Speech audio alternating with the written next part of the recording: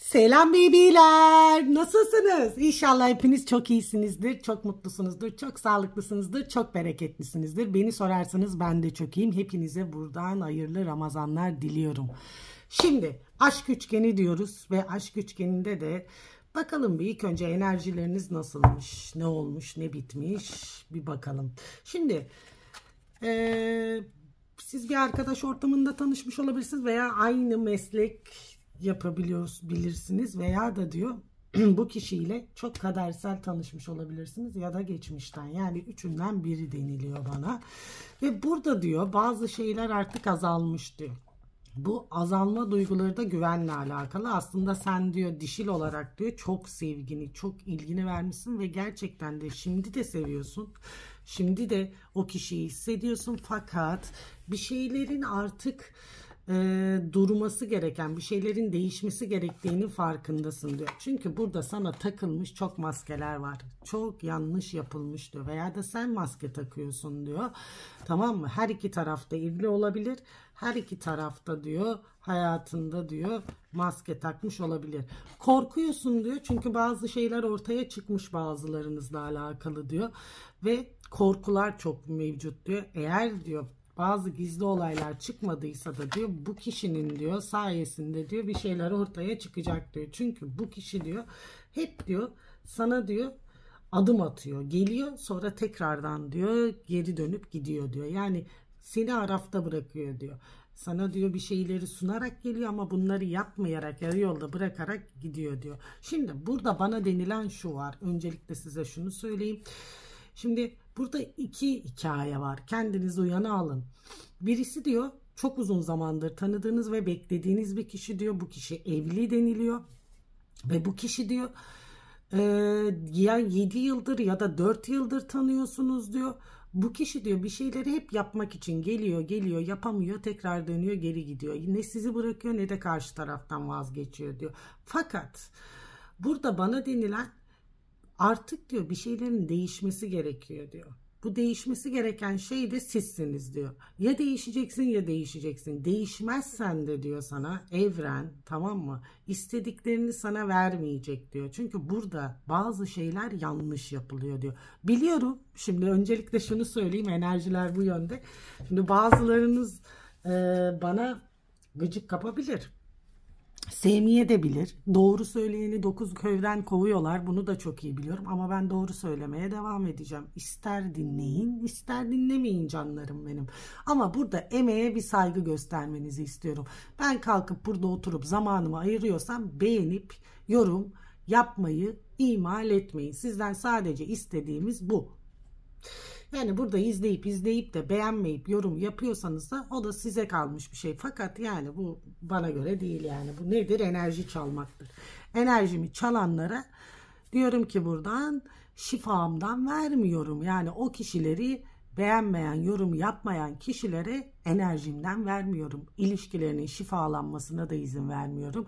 Sadece döngüleri böyle döner döner değişmez. Onu da buradan iletiyorum. Tamam mı? Şimdi bakıyoruz. Bakıyoruz, geçiyoruz. Peki. Neler olmuş diyelim. Tamam mı? Şu kartlarımı bir alayım. Neler olmuş sizin hikayenizde bir bakalım. Neler olmuş? Bana bir anlatsınlar bakalım neler olmuş. Şimdi burada diyor ki bu kişi, tamam mı, toprak gruplarından, siz de toprak burcu olabilirsiniz diyor. Bilinmezliğe bir yelken açmışsınız diyor, tamam mı? Çok diyor ani gelişmiş bazı şeyler diyor. Ve burada bu kişinin diyor size sağlam gelememesinin temel nedeni diyor birisi çocuk, birisi de maddiyatla alakalı diyor. Şimdi sen öyle bir yola çıkmışsın ki diyor bu yolda senin neler beklediğini bilmiyorsun bile diyor. Şimdi burada bir yengeç burcu bir de toprak burcu var. Şimdi burçlara takılmanızı istemiyorum ama çıkanları da söylüyorum. Şimdi sana diyor ki burada bitmiş bir ilişki var diyor. Özellikle bu dörtlü vadeleri söylüyor. Bitmiş, fakat sen diyor bu ilişkiyi bir türlü kafandan atamamışsın diyor. Çünkü sen burada hem maddi hem manevi hem de diyor psikolojik olarak çok kayıplar vermişsin diyor. Ve bunların hepsini de diyor, tamam mı, isteye isteye vermişsin, belki bir şeyleri değiştiririm diye diyor. Ama sana burada diyor ki sen diyor seçimini yapmak yerine diyor tamamen burada kalıp bu yıkımı izlemeyi seçmişsin diyor. Yani bunu diyor kendin seçmişsin. Kendi ayağına kendin sıkmışsın diyor. Çünkü o kadar fedakarlık etmişsin ki bu fedakarlıklarının karşılığını görmek istemişsin ama görememişsin diyor sana. Çünkü karşı taraf benim çocuklarım, benim işim, benim gücüm, benim ailem deyip diyor seni arka plana atmış diyor. Seni arka plana atınca da diyor sen burada diyor gitmek zorunda bırakılmışsın diyor. Tamam mı? Bak, para beşlisi. Kadın gider erkek biter. Fakat bu kişi bunu böyle olacağını zannetmemiş, tamam mı? Kendine çok güvenmiş. Peki şu anda ilişki ne durumda veya neler oluyor bir bakalım, bir anlatsınlar. Şimdi burada tekrar diyor dengeyi kurmak isteyen ve gitgelli bir kişi var diyor. Aslında diyor bak duyguları sana var ama bu diyor duygularıyla alakası yok diyor. Bu kişinin diyor bir kere psikolojik sorunları var diyor. Bu sevmeyi de bilmiyor, sevilmeyi de bilmiyor, tamam mı? Ve sen bu üçüncü kişinin artık birinden birinin çıkmasını istiyorsun. Ya ben gideyim diyorsun ya da karşı taraftakinin hayatındaki kişi gitsin diyorsun. Veya kendi hayatında da diyor bir çaba içerisindesin. Yani eğer evliysen de diyor sana bir şeyleri bitirmek istiyorsun. Ama diyor bunun için diyor daha zamanı var. Çünkü bir kere para lazım, plan lazım, yapman gerekenler var diyor. Yani öyle hadi aldım çantamı çıkayım olmuyor senin hayatın diyor. Bir kere bunlara çok dikkat etmen gerekiyor diyor. Planlı ilerlemen gerekiyor diyor sana. Peki şimdi içine kapandığın bir süre zarfındasın diyor. Aslında diyor kişiyle yan yanayken her şey çok güzel ama senin yükünü ve senin diyor sorumluluğunu alabilecek, taşıyabilecek bir kişi değil. Onun için arkasını dönüp gitmiş zaten diyor.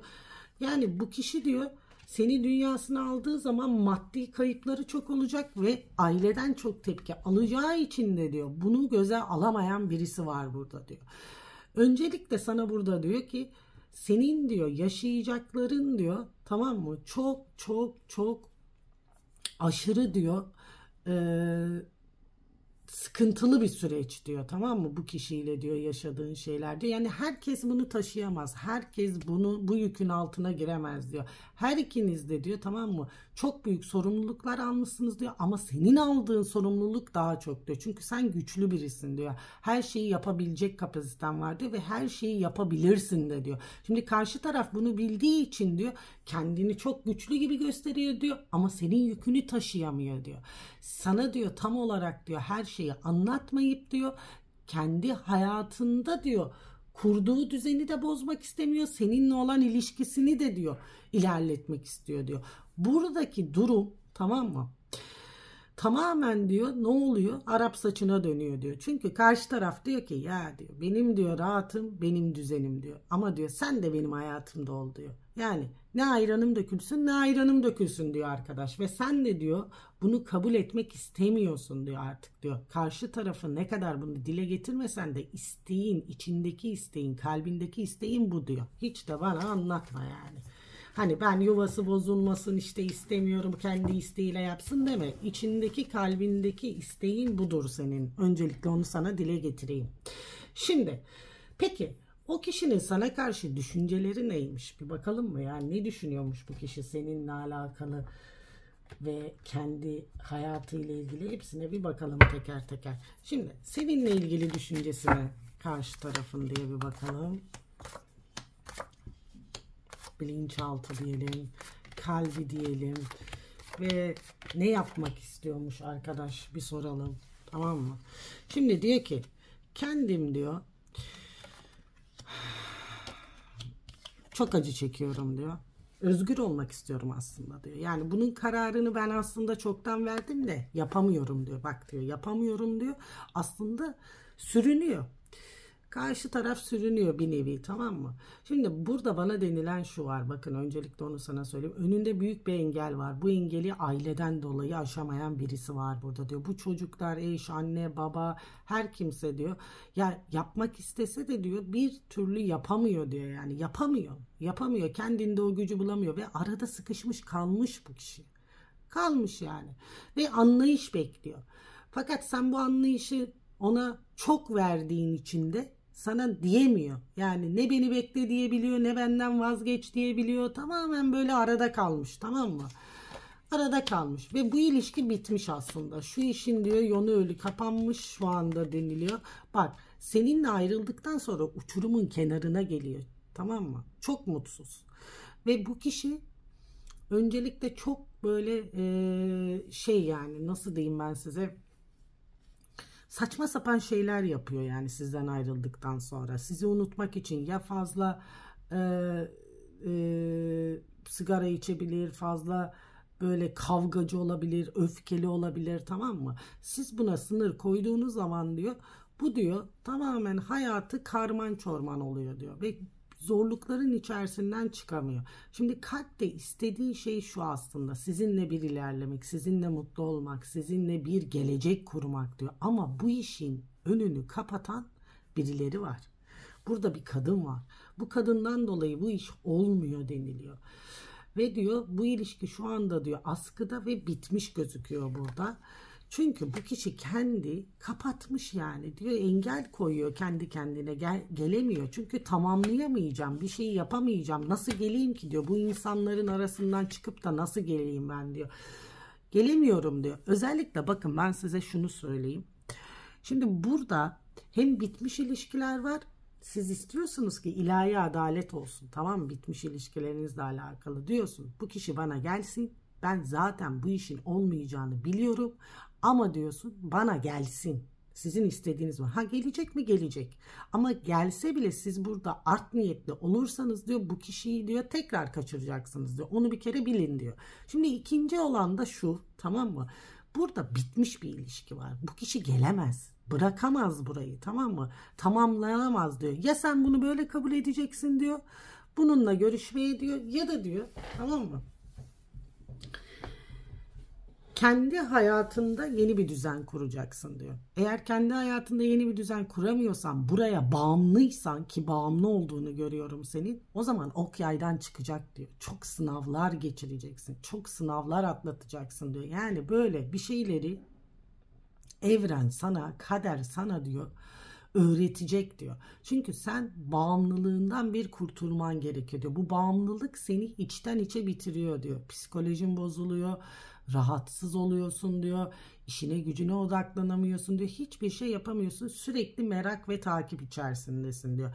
Bunu yapmaman gerekiyor diyor sana. Eğer bunu yaparsan, yapmaya devam edersen çok şeyler gelecek başına deniliyor burada ve uyarılıyorsun bak. Yani bu kişi eğer duruyorsa, sana adım atmıyorsa, sen kendi hayatına odaklanman gerekiyor diyor.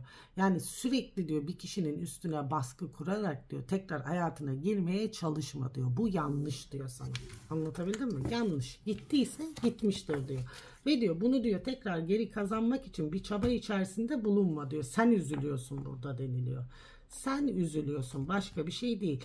Bu kişi sevse bile seni diyor, hayatına dahil olamayacağını diyor, sana her şekil, her yolla anlatmış deniliyor bana. Tamam mı? Anlatmış yani. Peki. Ve bunun eşi biliyor zaten yani, ya da sizin eşiniz biliyor, birileri bir şeyleri biliyor yani, farkında. Öncelikle onu size söyleyeyim. Şimdi kendini çok şanssız hissediyor. Sana diyor bak, tutkusu şu. Tutkusu var diyor. Senin de ona tutkun var diyor. Özellikle bu sevgiden daha fazla diyor. Biraz diyor cinsellik ve diyor eğlence amaçlı. Öncelikle onu sana söyleyeyim diyor. Ve sen bunun farkındasın. Onun için de hırslısın bu kişiye diyor. Tamam mı? Ve şunu düşünüyor kalpte. Diyor ki yani ben seni seviyorum diyor. Ama diyor başkaları hayatına girecek mi diye de korkup diyor üzülüyorum diyor. Burada da bir narsist biri var. Ha, hem benim diyor ailem kalsın, hem de benim sevgilim olsun diyor. Yalanlar diyor ortaya çıkıyor diyor. Çünkü bazı insanlar tarafından bilinip görünmüş olabilirsiniz diyor. Bunun eşi zaten bazı şeyleri biliyor ve öğreneceği de çıkıyor burada. Yani özellikle 4. ayın 26'sına çok dikkat edin diyor, 17'sine diyor, bazı şeyler ortaya çıkacak. Ya mesajlar, ya diyor takipler, ya bir yalanlar, bir şeyler ortaya çıkacak ve üzüleceksiniz. Eğer bunu bir eril dinliyorsa da dikkatli olsun, onu söyleyeyim yani. Sonra diyor siz diyor bir kaçacaksınız diyor. Büyük bir sıkıntı yaşayacaksınız diyor. Yani belki yaşamış da olabilirsiniz ama ben olacağı size söylüyorum. Siz diyor hep bu kişiyi merak ediyorsunuz diyor. O kişi de sizi merak ediyor. Bununla ilgili bir sıkıntınız yok zaten diyor. Ama çok büyük bir sıkıntılar içerisine gireceksiniz diyor. Etrafınızda düşmanlar çok olacak diyor. Bu kısır döngüden çıkmak isteseniz bile diyor çıkamıyorsunuz diyor. Bakın ben size söyleyeyim. Şimdi burada diyor ki siz onun sevgisini kimsede bulamıyorsunuz. O zaman çok seviyorsanız kavuşmak için de bir çaba içerisine girin diyor. Özlüyorsunuz. Evet özlüyorsunuz diyor ama siz diyor karşı tarafın diyor gözünde diyor iyi bir kadın rolünde değilsiniz diyor. Bakın bu sizi liman olarak görüyor. Yani bir şeyleri yaşamak için geldiği bir liman olarak görüyor. Öncelikle onu size söyleyeyim. Fakat çok güvenilir bir insan mı? Asla değil. Öncelikle onu size söyleyeyim. Güvenle alakalı burada bazı sıkıntılar var. Ben size onu söyleyeyim. Bazı sıkıntılar mevcut. Çok iyi düşünüp çok iyi planlamanız gerekiyor deniliyor bana. Tamam mı? Çok iyi plan yapmanız gerekiyor. Yani burada duygularla değil daha çok mantığınızla ve geleceğinizle ilgili planlar kurmanız lazım. Peki hane içerisindeki durum ne? Üçüncü kişilerin bir bakalım. Hane içerisindeki durumlar ne? Şimdi ben evliyim diyor. Tamam mı? Benim diyor eşim rahatsız diyor. Psikolojik rahatsızlıkları var. Ben bırakamıyorum eşimi diyor. Tamam mı diyor. Evde olsam bile nerede olursam olayım diyor. Onun yanında bile olsam yatağında olsam seni düşünüyorum diyor. Seninle diyor sürekli diyor iletişim içerisinde girmek istiyorum diyor. Bak diyor sana. Senin diyor konumun durumun işin gücün iyi diyor. Burada diyor anne figürü de var diyor. Engel olan bu kişiye diyor ve baba da diyor. Yani sırf diyor eşten alakalı değil diyor. Şimdi bu kişinin eşine karşı duygusu yok. Fakat eşine karşı diyor bir bağımlılığı var. Bu bağımlılık tamamen diyor maddiyatla alakalı olduğu gözüküyor ve konfor alanı diyor. Tamam mı? Bu kişinin diyor bak 2 çocuğu var ya da 3 çocuğu var deniliyor. Siz de evlenmiş ayrılmış olabilirsiniz diyor. Anne ile babanın çok büyük etkisi var ve burada eşinin verdiği emekleri göz ardı edemiyor. Seni bir kefeye koyuyor, onu bir kefeye koyuyor diyor. Ne yapacağını bilmiyor, çok üzülüyor diyor. Tamam mı? Bu kişi kendi işinin sahibi olabilir, bir avukat olabilir veya bir esnaf olabilir. Aynı zamanda bir devlet kapısında çalışıyor bilir veya inşaat sektöründe olabilir. İşleri de iyi gitmiyor, tamam mı? Aşk hayatı da kötü bu sıralar veya üniformalı da bile olabilir, onu da söyleyeyim. Ve bu durumda ne yapacağını da bilmiyor, tamam mı? Ve şunu söylüyor. Yani ben bir şeyleri artık diyor değiştirmem gerekiyor hayatımda diyor. Ama diyor bak benim para kaybım olacağı için yapamıyorum bunları diyor. Yani elimden çok para geç çıkacak diyor. Ve bunu düşündükçe de ailesinden vazgeçmiyor deniliyor burada. Bu kişi buraya bağımlı. Eli kolu bağımlı bunun. Ama ne yazık ki burada çok büyük tartışmalar çıkacak deniliyor. O da bir erkeğin yüzünden olacak bu kişi. Çünkü sizin ilişkinizi anlatacak veya bu ilişkinin ortaya çıkacağı bir durum olacak diyor. Bu kişiyle aranızda mesafe varsa bu sizin olduğunuz şehire gelecek deniliyor.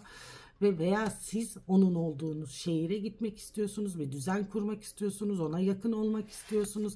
Alacağınız haberler var ama bu yol inanın ki çok zor ve çok meşakkatli. Yani burada bana denilen, şimdi bazıları başarabilecek birlikte olmayı ve birleşmeyi ama bazıları da diyor çok zorluk çekecek diyor. Çok zorluk çekecek diyor bu ilişkiyle alakalı deniliyor. Peki bu ilişki nereye gider ya? Kavuşur muyuz, olur muyuz, olmaz mıyız diye bir bakalım. Kavuşur musunuz? Olur musunuz, olmaz mısınız? Bir bakalım. Şimdi burada diyor ki siz bu kişiden bir çocuk aldırmış olabilirsiniz veya düşürmüş de olabilirsiniz veya bir çocuk da düşünüyor olabilirsiniz ya da hamilesinizler. Öncelikle onu size söyleyeyim. Şimdi burada deniliyor ki bana. Şimdi niyet çok önemli, istek çok önemli. Burada kimseye zarar vermeden diyor ilerlerseniz diyor, tamam mı? Yani karşı tarafın diyor düşüncelerini kontrol edip de bir şeylere baskı kurmayıp diyor akışa bırakırsanız diyor bazı şeyler kadersel yaşanılı olabilir diyor. Kurduğunuz hayallere ve sevdiğinize kavuşabilirsiniz. Çok da mutlu olabilirsiniz. Ama bunun için size diyor 2 yıl veya 3 yıl bir zaman olması gerekiyor. Belki de bu insan diyor size öncesinde diyor bir hoca nikahı yapabilir diyor sizi tutabilmek için diyor. Ama sonuçta bakın sıkıntı yaşamadan siz bu rahata kavuşmayacaksınız diyor. Bir şeyler önce bir sıkıntısı yaşanacak. Yani arada engel olan kişiler zaten çıkacak mı? Çıkacak diyor. Bakın burada ayrılma, boşanma var diyor.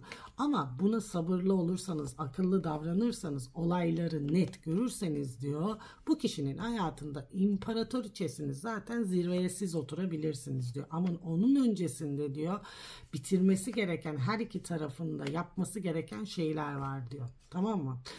Yani bazı sıkıntılar olacak ama ondan sonra diyor her şey diyor rahata kavuşacak diyor. Bakın burada yapılan negatif çok enerjiler var. Ya siz yaptırıyorsunuz bu kişiye ya da karşı taraftakinin eşi veya annesinin yaptırdığı büyük şeyler var diyor burada. Yani onun için diyor bir şeyler ters gidiyor. Bir gel gitli durumlar oluyor. Bir kafa karışıklığı oluyor. Tamam mı? Bir geliyor size yükseliyor. Bir bakıyorsunuz sizden enerjisini kesiyor. Ve ne istediğini bilmeyen bir kişi var. Bunlar diyor hep müdahaleyle oluyor. Yani kendi isteğiyle yaptığı hareketler ve davranışlar olmadığını söyleniliyor bana. Peki aldık kabul ettik. Şimdi bakalım be. Ne diyormuş size? Bir de onu söyleyelim. Ne diyormuş? Peki ne diyor? Ben diyor bir ateş elementiyim diyor ve benim istediğim olacak. Ben bir oğlak burcuyum diyor. Tamam mı? Veya diyor benim diyor bağımlılıklarım var diyor. Bunu biliyorsun diyor. Tamam mı? Seni üzdüm diyor. Sana çok da öfkeliyim diyor. Eğer sen de ateş elementiysen tamam mı? İkiniz enerjiniz böyle inat yani. İnat enerjisi var deniliyor burada bana. Ve her ikiniz de ilişkiyi yaşamayı bilmiyorsunuz. Ne sen ne o. Çünkü sürekli bir tartışma, sürekli bir gitmeye gelme, sürekli bir laf sokma, sürekli birbirini yıpratma enerjisi var burada deniliyor. Şimdi burada bir kağıt işi bekleniyor. Bu kağıt işi ya boşanmadır ya bir şeyleri devretmek de olabilir veya iş anlamında da tamam mı? Bir şey bekleniliyor burada diyor. Ve buradaki durum diyor olacak diyor. Yani size diyor ki bir diyor haber bekliyorsunuz siz bu kişiden diyor. Yani rahatsınız diyor. Çünkü siz diyeceğinizi demişsiniz artık diyor. Beklemedesiniz diyor burada diyor. O beklediğiniz haber size gelecek diyor. Ve diyor sana kendi diyor tamamen kendine odaklamışsın. Kendi bakımına kendi diyor kendinde değişiklikler yapıyorsun diyor ve düşünceni geri çekmişsin diyor. Sevgini adım hiçbir şey yok diyor. Göstermiyorsun sadece bekliyorsun diyor. Arkadaşlarınlasın, eğleniyorsun veya bir diyor eğlenceye de katılabilirsin diyor sana tamam mı? Yani sana diyor ki biraz sınır koyup da diyor kendi kıymetini değerini bildirirsen diyor sana bu değnek dörtlüsü diyor ki bu istediğin ilişkiye ulaşabilirsin diyor tamam mı? Bu kişiyi bu yola getirebilirsin diyor. Ya da belki de senin mahkemelerin var sen boşanmayı düşünüyor da olabilirsin. Bak diyor sana. Gece diyor uykusuzluklar, sıkıntı, depresyon diyor ama buradan kurtulduğun zaman diyor sana yeni bir başlangıç olacak diyor. Korkuyorsun evet senin neler beklediğini bilmiyorsun diyor ama sana burada diyor ki ne kadar korksan da diyor tamam mı bu yolda gideceksin diyor. Çünkü diyor sen diyor burada diyor iki durum arasında iki kişiyi aynı anda idare etmek istemiyorsun. Kendine sıfırdan bir başlangıç istiyorsun diyor. Bu kılınç üçlüsü yani aldatma, kandırma, yalanlar, eşin olabilir, erkek arkadaşın olabilir. Bu durum diyor sana iyi gelmiyor diyor. Tamam mı? Bundan artık kurtulmak istiyorsun. Ve kurtulacak mısın? Kurtulacaksın da. Burada bana deniliyor ki 6. aya kadar çok şeyler değişecek hayatınızda diyor. Bakın. Değişecek olan şeyler şunlar. Öncelikle onu da size söyleyeyim. Öncelikle ne istediğinize karar vereceksiniz. Ondan sonra karşı tarafla oturup konuşacaksınız. Karşı tarafı bir dinlemeye çalışın diyor. Onu dinledikten sonra diyor bir kere diyor kendinizi onun yerine koyarak diyor hareket edin diyor. Aynı zamanda boşanmak isteyen dişiller var burada. Belki de boşanma davası olanlar var diyor. Evet diyor biraz zorlu bir süreç olacak ama sonunda diyor buradan çıkacaksın diyor. Sıfırdan bir başlangıç içerisine gireceksin diyor. Ve diyor bu sıfırdan başlangıç da diyor sana diyor diyor aslında çok iyi gelecek diyor. Çünkü sen kendini bulacaksın. Kendin nasıl yaşamak istiyorsan öyle yaşayacaksın diyor. Ve eğer ki bunu dinleyen bir erilse, eril diyor aslında diyor çocuklarından dolayı adım atamıyor, ilerleyemiyor diyor. İlerleyemediği için de diyor her şeyi bir zaman belirlemiş kafasında diyor. Bana bırakırsan ben bir şeyleri zaten yaparım diyor. Ama bana bırakmaz da ısrar edersen, baskı kurarsam ben inatlaşır yapmam diyor. Bunları bana söylediler. Aldım, kabul ettim, aldım, kabul ettim. Peki. Soralım. Bakalım. Şimdi. Peki. Ne yaşayacağım diyelim. Şimdi özellikle sorguladığın şey şu. Acaba beni gerçekten seviyor mu yoksa beni kullanıyor mu diyorsun. Tamam mı? Artık bu döngüden çıkmak istiyorsun. Ve ya boşansın ya da boşanayım. Artık öyle ilerleyelim diyorsun. Aslında bu kişinin her şeyi yapma gücü var diyor. Sadece ve sadece senle eşi arasında kalmış biri var. Bak diyor. Eşinde bazı rahatsızlıklar var. Hem kadının psikolojisini bozmuş hem de kadını diyor sana farklı yansı etmiş diyor. Öncelikle onu sana söyleyeyim. Sen haber bekliyorsun bu kişiden. Ve burada bana deniliyor ki bu senin ya evine geliyor ya sizin buluştuğunuz bir yer var. Aynı bir yer var böyle diyor. Tamam mı? Tekrardan diyor burada 3 hafta içerisinde bununla görüşüp güzel bir zaman geçireceksiniz deniliyor bana. Ve bakın ben bu bir ev var burada. Belki de sana bir ev almıştır. Seni böyle bir eve kapatmıştır. Bir eve ev sunmuştur. Yani anlatabildim mi? Ama sen bu evin içerisinde mutsuzsun. Sen bu olduğu zaman bununla mutlu olmak istiyorsun. Yani sen hep bu kişiyi yanında istiyorsun diyor sana. Yani senin hiçbir şey umrunda değil. Öncelikle onu sana söyleyeyim. Bu sürekli bir seyahat ediyor. Deniz aşırı yollara gidiyor veya aranızda mesafe var deniliyor bana. Ama bu kişinin diyor sana sevgisi gerçekten var. Aşkı sana gerçekten var diyor. Duyguları sana çok yoğun ama bunu ifade etme şekli çok yanlış diyor. Ve bu kişi diyor sana diyor maddi olarak diyor çok destek oluyor. Manevi olarak da diyor destek olmaya çalışıyor diyor. Şimdi bazı mahkemeler olacak diyor. Ya bu boşanmadır ya da işiyle alakalıdır. Aslında özünde iyi bir insan ama plan yapamayan bir insan deniliyor bana. Yani yorulmuş artık deniliyor. Yani bazı sıkıntılarından dolayı diyor sana da anlatamadığı birçok şey var deniliyor burada. Çünkü emeklerinin karşılığını alamıyor bu kişi diyor. Bundan çok üzgünlük duyuyordu. Çünkü herkese fedakarlık ediyor diyor. Ve şu anda da nereye gideceğini bilmiyor. Ya siz ya o. Nereye gideceğinizi bilmiyorsunuz. Ama sana diyor ki sen bu yola niyet etmişsin, çıkmışsın diyor artık diyor. Gideceksin. Bu yol diyor engebeli, zor. Ama sen istediğin hedefine ulaşacak mısın? Ulaşacaksın deniliyor. Yani sen bu yolda gideceksen de diyor kimseye danışmadan, sormadan kendi içinle, kendi gücünle gitmen gerekiyor diyor. Çünkü sen nasıl doğum anında yalnız geliyorsan dünyaya bu gittiğin yolda da yalnızsın diyor. Sen kimseden destek bekleme. Seçimini yapacaksın ve ilerleyeceksin deniliyor. Aldım, kabul ettim, aldım, kabul ettim. Şifa olsun, şifa olsun, şifa olsun. Ne istiyorsanız bu mübarek günlerde gönlünüze göre versin Allah diyorum. Sizleri çok seviyorum. Beğenmeyi ve yorumları bekliyorum. Alma verme dengesi. Görüşmek üzere diyorum ve tschüss.